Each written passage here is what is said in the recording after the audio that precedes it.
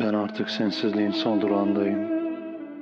Okunmuş bir kitabın son sayfasında, yıpranmış bir köşede, kalmış bir cümleyim sadece. Dili susmuş bir şairin, yarım kalan mısrasıyım. Harflerin küstüğü, kalemin kırıldığı andayım. Suskun bir mevsimin en küskün akşamında, solmuş bir yaprağın son nemindeyim. Bir yağmur damlasının düşmeden önceki tereddütüyüm.